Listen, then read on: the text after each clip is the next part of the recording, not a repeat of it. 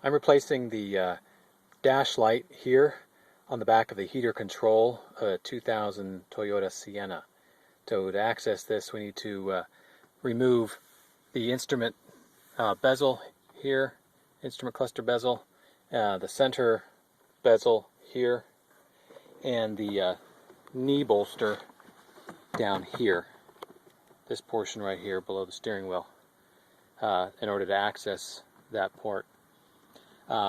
Also, we'll need to remove this section down here of the trim and to get to all those screws. Before I continue any farther, I'm going to remove the negative lead on the battery. It's a 10 millimeter bolt. To remove this lower section here next to the parking brake, there's a screw right back here. It's a hand screw, not a normal screw. You just remove it by hand, and then we'll pry off the rest of the cover. Okay, I've removed the cover, and here it comes. There's these two blue clips, and they fit in to these two spots right here, and they just carefully pry those off, and it comes off. Okay, there's a 10 millimeter bolt here that we're going to remove, and there's another bolt right here we're going to remove. Okay, I was able to remove the knee bolster, just held on by a few clips, and just having it hang down here.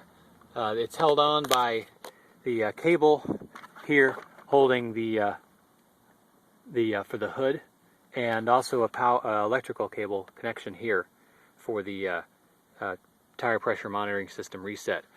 I'm not going to disconnect those, I'm just going to leave them there. What that does is it gives us access to a screw right here, and a screw, two screws over here. But first we need to remove the center pedestal, the center bolster, center bezel. Okay, I'm removing the center bezel. That just comes out like that.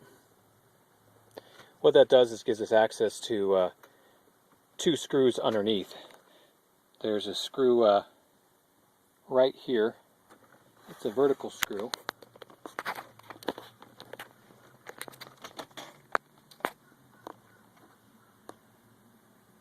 Right in this spot. And there's another screw over here in this spot, vertical, going straight up. We're going to remove those two screws. Okay, in order to access the instrument cluster bezel, this black piece of trim, we've removed two screws, one here and one over here, and then we need one more to remove.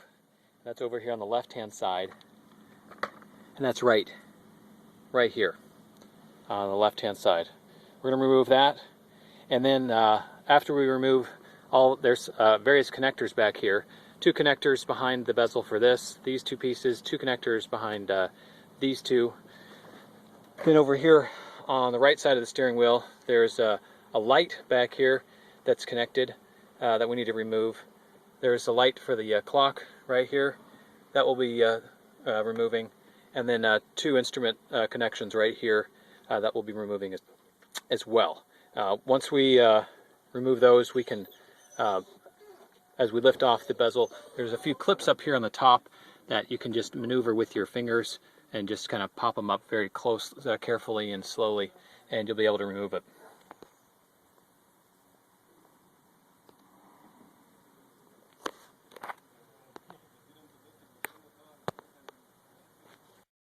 Okay, I've removed the instrument bezel. Here it is, I'm holding it. I'm going to set it down over here. And then here's the rest of the dash that we can access. If you need to replace a bulb on the instrument cluster, here I had to replace this last week. There's 4 screws to remove down here and over here. You remove those screws, the instrument cluster just comes out. There's 3 different electrical connectors you need to disconnect.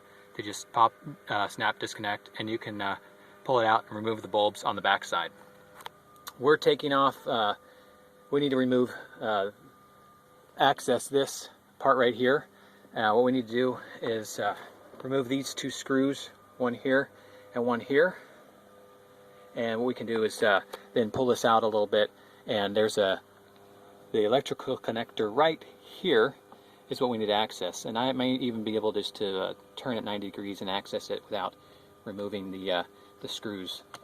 And it looks like I did. There we go. I already removed the bulb last week when I needed to go get it to order it, so I don't even need to remove this this cluster. So I'm going to go install the bulb and put it back all together. The part number for this bulb is 90981111014. It is not a common bulb. It had to be ordered through Toyota.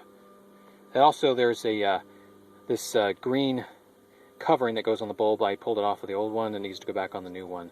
So you need to make sure you have this as well. Otherwise, there may be some extra glare.